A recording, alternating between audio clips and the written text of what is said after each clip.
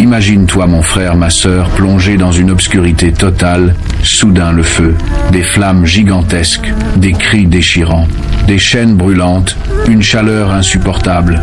Et là, au cœur de cette vision terrifiante, le prophète Muhammad, paix et bénédiction, sur lui guidé par l'ange Jibril alayhi salam, voit l'enfer de ses propres yeux, tel que personne ne l'a jamais vu. Ce n'était pas un cauchemar, ce n'était pas une illusion, c'était une vérité absolue, montrée par Allah au plus noble des hommes. Ce que tu vas entendre maintenant est réel, ce ne sont pas des histoires inventées ni des mythes anciens, ce sont des récits authentiques tirés du Coran et des paroles du prophète paix sur lui, des scènes terrifiantes qu'il a réellement vues lors de son ascension, des châtiments réservés à ceux qui ont désobéi à Allah en ce bas monde.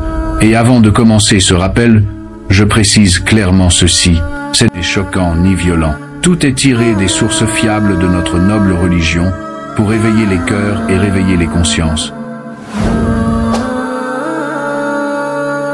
Le prophète Muhammad, paix et bénédiction sur lui, a vécu une nuit unique dans l'histoire de l'humanité.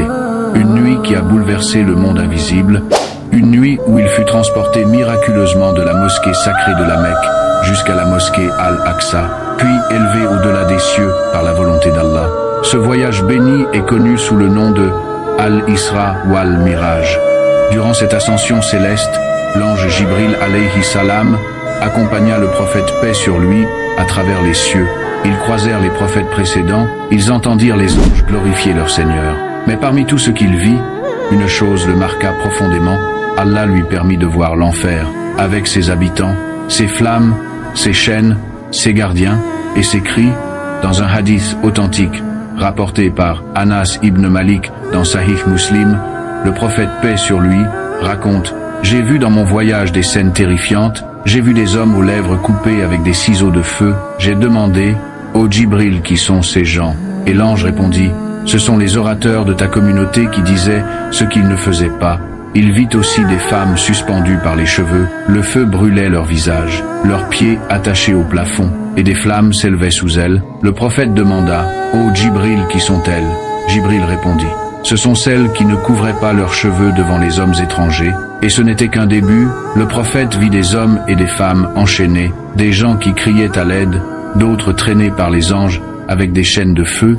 Il vit des gens pendus par la langue, leur bouche saignait, leurs paroles les avaient condamnés, et Jibril expliqua, ce sont ceux qui faisaient du mal avec leur langue, ils insultaient, ils mentaient, ils calomniaient, ils semaient la division parmi les croyants.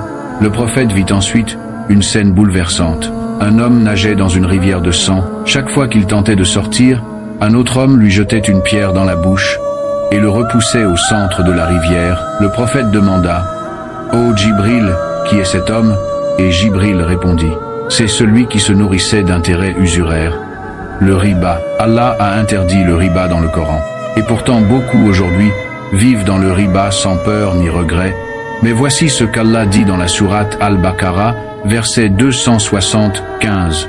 Ceux qui mangent les intérêts ne se lèveront au jour du jugement que comme celui que le diable a frappé de sa folie. Cela car il disait que le commerce est comme l'intérêt. Mais Allah a permis le commerce et interdit l'intérêt.